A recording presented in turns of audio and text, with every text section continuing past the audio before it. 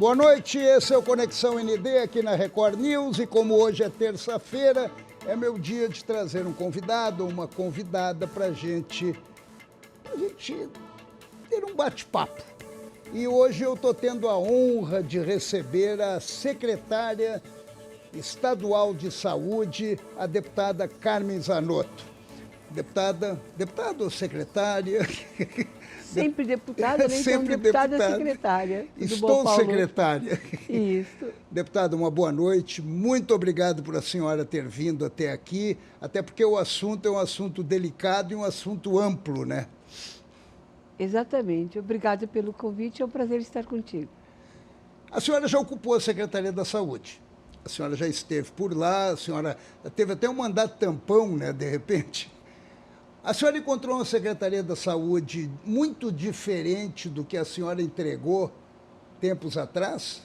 É que já fazem 12 anos que nós saímos da Secretaria de Estado da Saúde, efetivamente. Mas a gente sempre fala e reclama da saúde, é sempre a mesma coisa. Por isso que eu lhe fiz essa pergunta.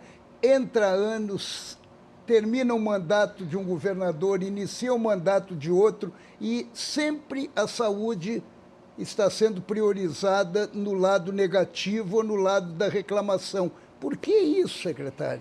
A saúde ela tem demandas constantes, né? Então é claro que algumas coisas avançaram, outras poderiam ter avançado muito mais. A gente precisa lembrar que tivemos um período também da pandemia do Covid-19 e a situação ela é muito delicada com relação aos procedimentos cirúrgicos eletivos e nem tão eletivos assim, porque para mim uma cirurgia de câncer é uma cirurgia tempo sensível que precisa de uma outra classificação, né?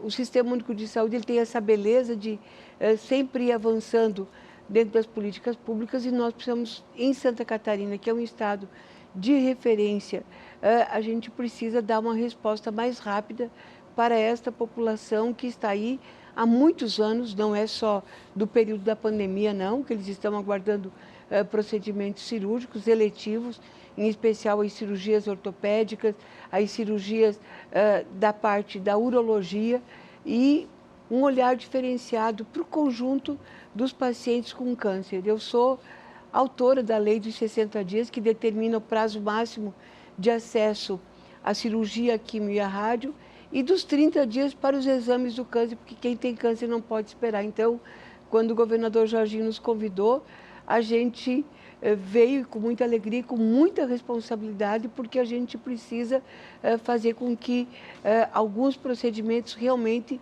deixem de ser olhados como eletivos, ou seja, que não tenham uma urgência imediata, e que os eletivos não se transformem em procedimento de urgência em função deste tema. É buscar zerar as filas mesmo.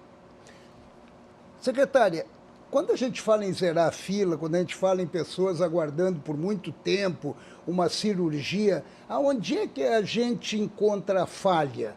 Por que isso acontece? Primeiro, porque a gente, historicamente, se discutiu a baixa remuneração do Sistema Único de Saúde. Mas vários incentivos durante os anos foram criados, como a política de cirurgias eletivas. Então, são recursos que são ampliados para poder dar conta daquele procedimento. Outros é capacidade instalada. Então, para a gente dar conta da demanda que nós temos dos procedimentos cirúrgicos que estão já definidos como necessidade de operar aquele paciente. Nós temos hoje que precisa de internamento hospitalar de 105 mil pacientes e que são procedimentos ambulatoriais mais 5 mil pacientes, em especial as cirurgias de cataratas que a gente considera ambulatorial. Então estamos fechando os relatórios para a gente apresentar ao governador 110 mil pacientes, mas temos prontos para cirurgia. Mas temos uma fila de 117 mil pacientes para consultas especializadas cirúrgicas. Então, 110 mais 107? 117 para consulta especializada cirúrgica. Tá. 110 prontos. 110 prontos. Mais 117. Mais 117 que têm consultas especializadas cirúrgicas. Então, todos esses dados estão sendo levantados. Essas consultas podem levar a uma cirurgia. Exatamente. Então, o que nós precisamos? Quando a gente fala de zerar a fila, é buscar reduzir o tempo máximo de espera que a gente está tendo. Ou seja, quanto mais rápido a gente puder fazer esses procedimentos, melhor será para a vida das pessoas. Então, os dados nós temos na fila pacientes de 2017, que foi quando entraram no sistema que a gente tem a base de dados, mas podem ser pacientes anteriores a este período. As cirurgias que estão aguardando mais tempo são as cirurgias de ombro, de quadril, de joelho, de coluna, as cirurgias conhecidas ortopédicas. Mas também temos cirurgias mais básicas, né? Como cirurgia de hérnia, cirurgia de fimose. Então, separar esse conjunto de procedimentos com o levantamento que nós estamos realizando junto com os hospitais, a representação dos hospitais e a representação dos secretários municipais de saúde, que é a capacidade instalada. Na identificação de que não temos capacidade instalada no conjunto de hospitais públicos e os hospitais filantrópicos prestadores de serviços, nós temos que comprar esses procedimentos na rede privada que o Sistema Único de Saúde permite. A rede privada faz parte da rede de atenção à saúde também, pela Lei 8080. Secretária, a senhora falou agora sobre o SUS, né? Por que a gente recebe tão pouco no SUS em Santa Catarina, que é uma demanda que vem de tantos anos, enquanto que o Paraná e o Rio Grande do Sul recebem mais? Porque quando aconteceu a municipalização e a estadualização das ações de serviços de saúde, por exemplo, onde é que era a nossa referência de cardiologia? No Paraná ou no Rio Grande do Sul? E em Florianópolis, nós não tínhamos os serviços descentralizados como a gente passou a ter na rede que nós temos, por exemplo. Nós éramos deficientes em atendimento? No passado, quando da municipalização das ações, sim. Parte dos nossos pacientes iam para o Paraná e outra parte para o Rio Grande do Sul. Então, por isso e uma tinha parte a fama ficavam de que aqui. o melhor hospital de Florianópolis é o Hercílio Luz, ou seja, o aeroporto, era isso que falava? Até não o aeroporto, porque Mariana os pacientes, dizia para ele. É uma forma. Mas, por exemplo, na região serrana, o caminho mais curto não era Florianópolis, era o Paraná. Já no oeste de Santa Catarina, era o Rio Grande do Sul, Passo Fundo e outras cidades. No sul de Santa Catarina, da mesma forma. Nós fomos organizando, Santa Catarina tem um bom desenho, isso eu estava no governo com o governador Luiz Henrique, a gente conseguiu ampliar os serviços de alta complexidade no estado de Santa Catarina, ampliando os serviços de câncer nas regiões, os serviços de cardiologia, por exemplo, o serviço de São Xerê, na cardiologia da nossa época, né? Então, vários serviços a gente foi implantando no estado, isso foi sendo ampliado durante o passar dos anos, então nós temos uma boa rede de alta complexidade na cardiologia, que vai desde a consulta especializada até a colocação do marca-passo, a cirurgia cardíaca, entre outros procedimentos. O mesmo vale para o câncer, agora, inclusive, no câncer, a gente está fechando, fruto da nossa lei dos 60 dias, o Ministério da Saúde lançou o plano de expansão da radioterapia. Então, estados brasileiros que não tinham nenhum serviço, que a população tinha que vir para São Paulo, Barretos, deste plano de expansão, Santa Catarina também recebeu recursos e obras, que é o caso do serviço de radioterapia de Itajaí, que está funcionando, radioterapia de Tubarão, Joaçaba praticamente pronto, só estão calibrando o equipamento, porque os pacientes de Joaçaba e de curitibanos para frente, vamos dizer assim, curitibanos, Campos Novos vão para Chapecó, eles vão passar, a partir de fevereiro, ficar em Joaçaba, com isso desafoga o serviço de Chapecó. Então, esses serviços foram sendo implantados e Santa Catarina passou a ter mais serviços regionalizados de saúde de alta complexidade. Na média complexidade, os nossos hospitais também atendem. Nós temos uma boa rede filantrópica prestadora de serviço do SUS, mas o acesso não está correspondendo com a estrutura que nós temos instalada e conveniada. Por isso que, para a gente fechar um diagnóstico, a gente tem que ter clareza do que temos para ser operado, já prontos, por região, e a gente está nesse levantamento já na fase final. Semana que vem vamos apresentar ao governador e à equipe toda de governo, junto com os secretários municipais de saúde, e a capacidade instalada de cada uma das unidades. Porque, por exemplo, eu posso ter um contrato lá com um hospital que tenha capacidade para 120 cirurgias de alta complexidade. Está no contrato, ele só vai receber se fizer as 120, mas ele só consegue fazer 50. Então, eu tenho que ter, não basta estar contratado, eu preciso saber se ele consegue fazer aquele procedimento, senão eu tenho que buscar esse procedimento numa outra unidade de saúde. Mas eu volto à questão do financiamento. Do financiamento do SUS. Não tem condições, a nossa representação, a senhora é deputada, a nossa representatividade, de repente, em Brasília, não consegue mudar isso e aumentar esse valor, porque isso prejudica também. Isso é a diferença per capita que você está falando e me questionando. O último recurso que nós recebemos da diferença per capita, que é entre o produzido, ou seja, os serviços realizados e o que Santa Catarina recebeu, nós tivemos um aporte de 120 milhões. Eu não sei se você lembra, ainda era finalzinho do período do doutor Eduardo. Naquele ano nós passamos a receber 10 milhões ano, um fruto isso do trabalho que eu estava à frente, mas da bancada de Santa Catarina como um todo. Aí, em 2019, nós não recebemos mais relatórios das diferenças per capita. Então, não deu para a gente brigar junto ao Ministério por esse recurso. 2020 e 2021 nós tivemos a pandemia. Os recursos não estavam mais baseados em produção. Foi liberado tudo. Vem todo o recurso de Brasília, independente de produção ou não. Porque nós não poderíamos cobrar a produção de um hospital, sendo que ele deixou de fazer cirurgia e passou a atender paciente Covid.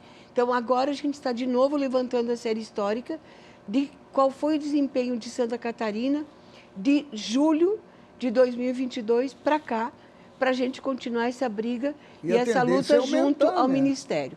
O Ministério repassa recursos, Paulo, para nós, quando ele repassa os serviços habilitados. Por exemplo, nós não podemos ter nenhum leito de UTI em Santa Catarina apenas financiado pelo Estado. A gente precisa que isso seja habilitado pelo Ministério da Saúde e, quando ele está habilitado, o Ministério passa a repassar o correspondente àquele pagamento. Daí, o dinheiro do Estado a gente usa para outras ações e serviços de saúde. Isso passa a incorporar no nosso teto, passa a fazer parte dos recursos de Santa Catarina. Agora, se você me perguntar qual é a diferença hoje de Santa Catarina com o Paraná, eu não consigo te precisar. Eu consigo te precisar o que a gente tinha até o final de 2018. Agora, com a pandemia, com a Covid-19, aumentaram os leitos de UTI por aqui, né? Ou voltaram de novo ao que era antes? Não, aumentaram. Uma parte foi só durante o período da pandemia, outra parte que aumentou na pandemia foram habilitados. Quando a gente diz habilitados, eles foram mantidos com financiamento do Ministério da Saúde. Como a senhora explicou, que tem que ter esse... Isso. Temos ainda um conjunto de hospitais que a gente está fazendo até os termos aditivos de prorrogação, que são leitos pediátricos e neonatais que foram abertos em função daquela necessidade que tivemos ali a partir do mês de julho, agosto e setembro, né? Isso. De mais leitos. Tem um conjunto ainda que não está habilitado pelo Ministério. Alguns estão já aprovados, só aguardando portaria, outros ainda em período de avaliação, e 2 unidades hospitalares que estão manifestando desejo de não continuar e 2 que não mandaram os documentos ainda. Secretária, eu tenho uma... eu estava pensando aqui, enquanto a senhora estava falando, eu estava pensando numa pergunta que eu queria lhe fazer, mas depois eu retorno a ela. Eu queria lhe perguntar sobre os hospitais públicos de Santa Catarina. São 18, né, que nós temos. Há quantos anos que nós não construímos nenhum hospital em Santa Catarina? Nós temos o Teresa Ramos, que ele foi construído agora e não está 100% em operação, que é um anexo ao Hospital Geral e Maternidade Teresa Ramos.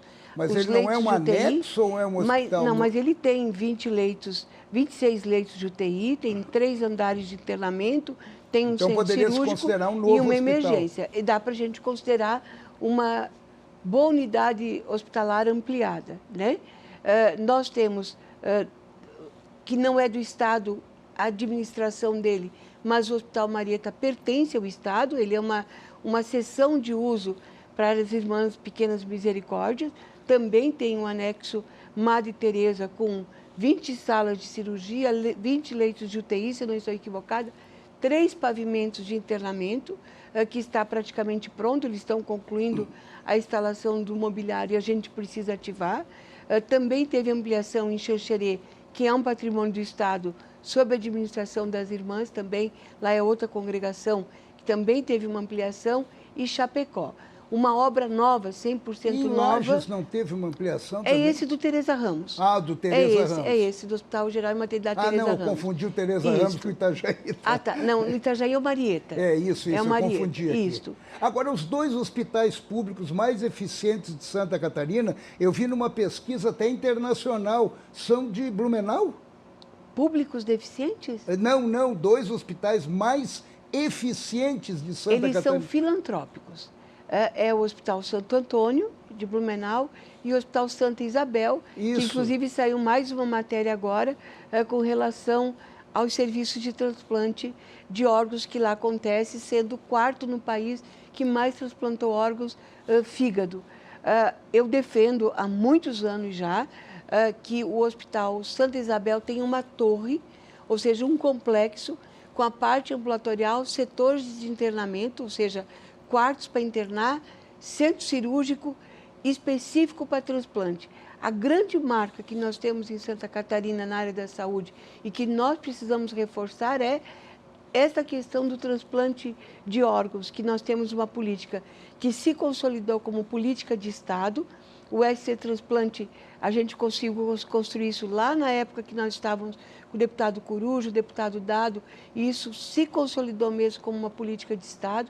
Então, nós captamos e temos um bom serviço de captação de órgãos nos hospitais, de maneira geral, do Estado como um todo, e também de transplante de órgãos.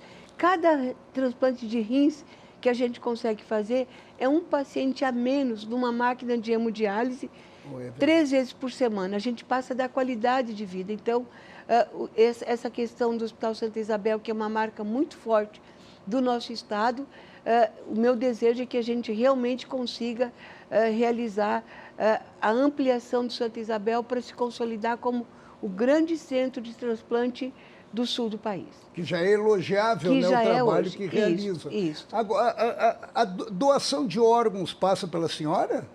Passa pelo SC Transplante. E há projetos, de repente, de trabalhar mais campanhas para retomar isso?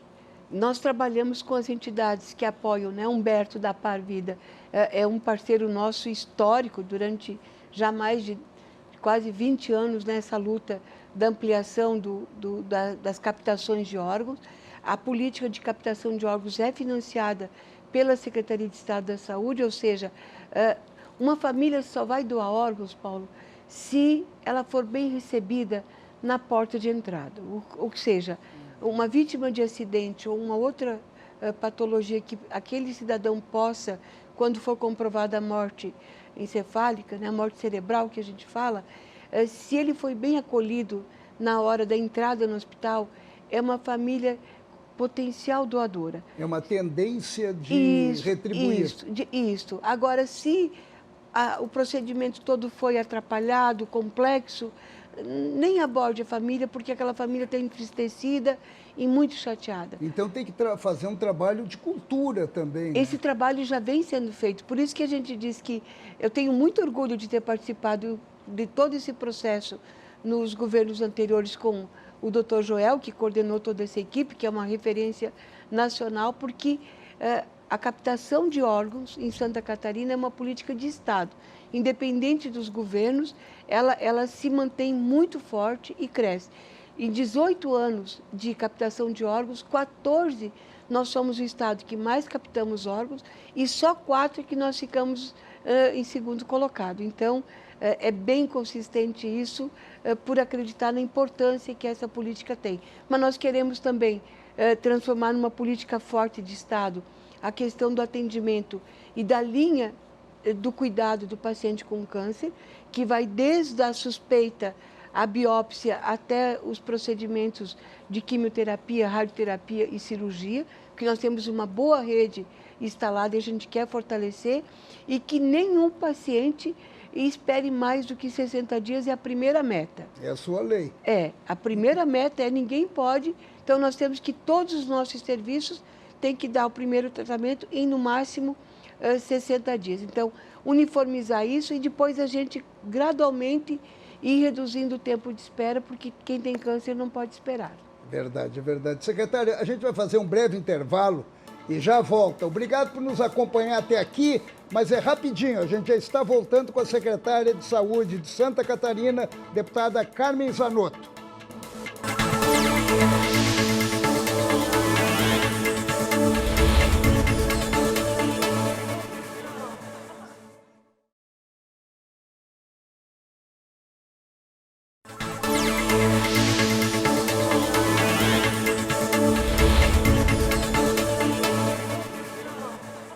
Conexão ND aqui na Record News e hoje eu estou tendo a honra de receber a secretária de Saúde do nosso estado, Carmen Zanotto, e a gente continua conversando e a gente estava falando aqui, que chamou muita atenção, é o seguinte, já tem uma demanda represada, que é uma das promessas do governador Jorginho Melo, promessa de campanha, que a senhora agora está administrando para reduzir as filas de cirurgias. Agora, doença não avisa, né? Ela aparece e daqui a pouco as coisas podem aumentar e essas filas cada vez aumentam mais. Como é que dá para resolver esse problema? O governador Jorginho usa um exemplo muito simples. É como uma pia com toda a louça acumulada, não basta a gente lavar e deixar acumular de novo. Isso. Né? Então nós precisamos, com o levantamento da capacidade instalada, dar vazão a essa demanda que está reprimida e colocar na rotina os que estão por vir, que são esses pacientes que estão nas filas de cirurgia, de consulta especializada para cirurgia. E as cirurgias eletivas não podem viver só de mutirões, elas têm que entrar na rotina do Sistema Único de Saúde. Por exemplo, vamos de novo no câncer, né? Uma mulher que fez uma retirada de mama por um tumor, quanto tempo ela tem que esperar para reconstruir essa mama?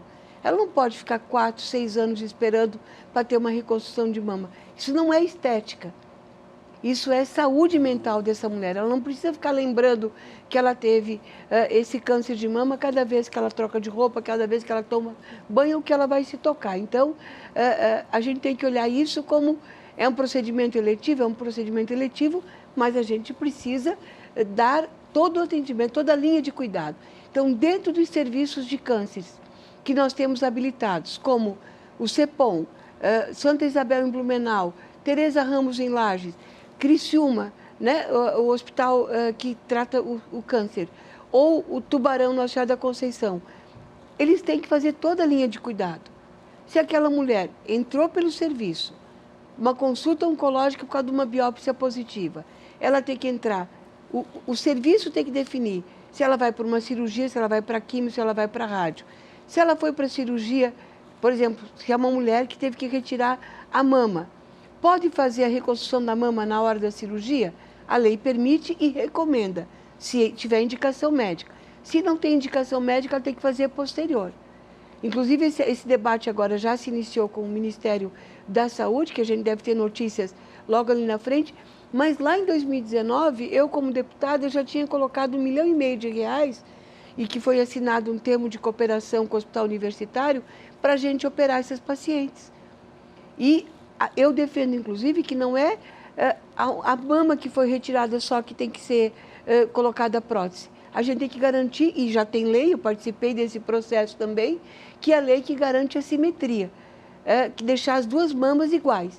Né? Tu não pode ficar com uma mama com prótese e outra mama mais caída, vamos dizer assim, por causa do tempo. Lembrando do... Exatamente. Então a gente defende a simetria das mamas. Já estamos vendo com a HU o que ele conseguiu fazer nesse período, o que não conseguiu, quem mais vai poder fazer. Além desse recurso que nós já temos aqui no Estado, a gente vai ter mais um aporte federal para isso, que vai nos ajudar, é claro. Então, dar uma rotina mais célere para esses procedimentos. Tem procedimentos que pode esperar 6 meses? É razoável esperar 6 meses? Ok, os médicos dizem que é razoável. Agora, 6 anos, não dá. Não, é até desumano. Exatamente, por isso, um idoso com dor, que precisa de uma cirurgia de quadril ou de joelho, quanto tempo ele vai esperar? Se nós queremos qualidade de vida e cuidar da vida das pessoas, da gestação até o envelhecimento, que tipo de envelhecimento a gente está dando para esse idoso? E essa é uma nova mudança de mentalidade que vem aí por causa da expectativa de vida e está aumentando a faixa do idoso, né? E nós já somos o Estado brasileiro com maior longevidade. E daí isso aí também tem que mudar toda uma cultura de atendimento e coisa. Mas, secretário, eu estou ansioso aqui porque o tempo é sempre curto e tem tanta coisa para conversar com a senhora, mas eu quero colocar em pauta aqui um assunto que é bem delicado e que a gente enfrentou alguns problemas no decorrer do governo anterior, que é o Joana de Guzmão, o Hospital Infantil Joana de Guzmão. Eu ouço falar há muitos anos, desde que eu vim para cá, isso já tem mais de 25 anos, que vão fazer um hospital novo, mais um hospital também para atendimento pediátrico e coisa, porque o Joana de Guzmão já não suporta mais e nunca acontece. Existe um plano de repente, pensar nessa possibilidade? A gente precisa pensar, mas a gente precisa pensar na seguinte lógica. Por exemplo, se eu te perguntar, e eu já perguntei e eu não recebi a resposta, a proposta do Complexo Hospitalar Santa Catarina, que seria lá próximo ao Joana de Guzmão e o Nereu Ramos, quantos leitos de UTI neonatal e pediátricos vão aumentar do que já existe? Se não aumenta nenhum, não tem lógica. Por quê? Porque como o tempo vai passando e a medicina vai avançando, cada vez mais nós precisamos ter leitos de alta complexidade. A atenção básica, tu resolve lá na unidade básica de saúde. A média complexidade você resolve nos hospitais de médio porte. Agora, tem serviços de referência como as doenças raras. Por que a gente passou a viver falta de leitos de UTI neonatal? Porque nós melhoramos a assistência no parto nas últimas décadas, em especial nos últimos 10 anos, vamos dizer assim, 15. Por exemplo, nós implantamos leitos de UTI neonatal no nosso período em Xanxerê, em Chapecó e Curitibano, só para falar de uma região.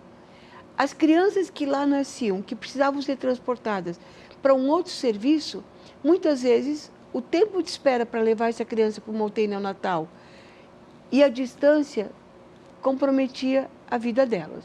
Então, você ter maternidades com leitos de UTI neonatal, aquela criança que poderia morrer minutos após o parto ou horas após o parto, estão tendo, por melhoria da medicina, sobrevida e uma vida longa. Inclusive crianças com deformidades, com doenças raras. Então, cada vez mais nós precisamos ter os centros de alta complexidade. O Joana de Guzmão precisa ser isso. O Joana de Guzmão não pode ser a porta de entrada de uma consulta pediátrica, gente. Ela vira um ambulatório, Ele não pode ser um ambulatório de Florianópolis. Porque já teve até de problemas de falta de leito, criança morrendo na porta do hospital. Isso, por quê? Nós precisamos ter as UPAs, que são as unidades de pronto atendimento, com a especialidade de pediatria. UPA é municipal? É municipal. Daí é um serviço intermediário. Sim, mas daí há uma interação, é óbvio, uma sintonia com a Secretaria de Saúde. Com as unidades hospitalares. Nós temos as unidades básicas de saúde, que são os antigos, como conhecemos como os postos de saúde. As UPAs é o serviço intermediário. Isso é falta de cultura das pessoas não levarem na UPA? Também. E falta da gente informar as pessoas que uma temperatura de uma criança não é na porta do Nereu Ramos. A temperatura de uma criança é na porta de uma UPA. É claro que lá tem que ter o pediatra, ok? Não dá para dizer que é na UPA se o serviço da UPA não está organizado. Se aquela criança passou na UPA, o médico percebe que é um caso para ser encaminhado, ele vai encaminhar. Nós temos alguns hospitais que a gente chama de emergência porta fechada. Não é que a porta da emergência esteja fechada, é que ela recebe pacientes referenciados das UPAs ou dos serviços de atendimento móvel de urgência. Mudar esse nome de emergência porta fechada que dá a sensação de... É porque a referência, ele só recebe paciente referenciado. Se eu chegar lá e quiser internar, eu não consigo entrar na emergência para ser atendida. Mas, emergência de referência. Referenciada. Então, facilita para aqueles pacientes que precisam do atendimento mais complexo, que é na porta de um hospital. Por que ele tem conflito nas emergências? Porque, normalmente, um caso menos complexo disputa com um caso mais complexo. Vamos imaginar uma emergência que já esteja com 10 pessoas aguardando. Teve um acidente, chega mais 5. Quanto tempo aqueles 10 vão ter que esperar? Talvez algumas horas ou muitas horas, porque aqueles acidentados exigiram da equipe médica um atendimento mais rápido e eles foram priorizados na linha de cuidado em função da gravidade dos casos. Por isso que o fortalecimento das unidades de pronto atendimento é essencial, com as equipes multidisciplinares, e se criar realmente uma cultura de que tem que ir para a porta dos hospitais os casos mais complexos. E ali no Joana de Guzmão existe algum projeto? Claro que a senhora está chegando agora, apesar de todo o seu conhecimento na área de saúde, mas o projeto para, de repente, aumentar o número de leitos, aumentar o número de UTI neonatal? Precisamos estudar isso. A UTI neonatal e a pediátrica do hospital já são frutos dos trabalhos que a gente fez lá atrás, que foram adequar as UTIs às normas sanitárias vigentes, porque elas estavam fora de condições de estrutura física determinadas pela legislação. Já tivemos as obras do centro cirúrgico, agora a gente precisa otimizar toda a capacidade das salas de cirurgias. Nós precisamos, na medida do possível, dentro da própria estrutura, ampliar leitos de UTI, é verdade, precisamos inclusive nos preparar para o próximo inverno. Agora, será num complexo novo ou será dentro daquela mesma estrutura mais uma ala que possa ser ampliada? Lembrando, Paulo, que os serviços que podem ser realizados nas regiões, eles precisam ser realizados nas regiões. Lembrando que nós não tínhamos tratamento de câncer pediátrico em Criciúma, e a gente tem lá da nossa época e pode ser fortalecido. Nós temos o hospital infantil em Joinville, que nós não tínhamos, né?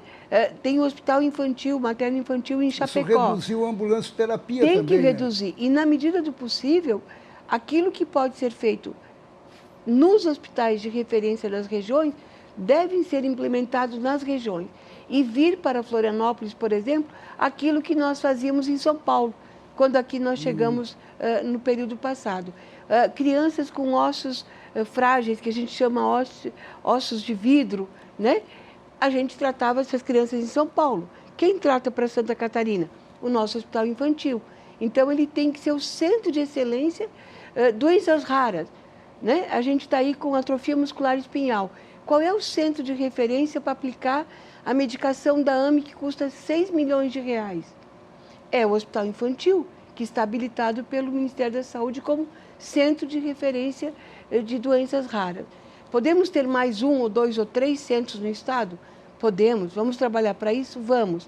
Agora, precisamos ter médicos especialistas, geneticistas, profissionais que se dediquem a também ficar nas outras regiões do estado de Santa Catarina. E não ficar só no centro, ou seja, na capital. Isso. Mas na capital tem uma coisa bem interessante que a gente está discutindo com a secretária Cristina, que é a secretária municipal de saúde. Os serviços de consultas especializadas em pediatria que são feitos no hospital infantil e não tem necessidade de ser feitos lá.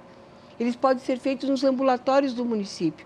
Por isso que o município está se organizando para ter um centro de referência de saúde da criança e da mulher, para retirar parte dos atendimentos que são feitos na maternidade Carmela Dutra e dos atendimentos ambulatoriais que são feitos no hospital infantil Joana de Guzmão. Tudo canaliza no hospital. Aí desafoga o hospital.